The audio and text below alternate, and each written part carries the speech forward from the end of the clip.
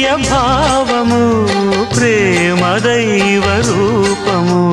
ప్రేమ జీవరాగము ప్రేమ జ్ఞాన యోగము మనసున పారే సెలయేరు ప్రేమ అలసట తీర్చే చిరుగాలి ప్రేమ హద్దులేది లేనిది అందమైన ప్రేమ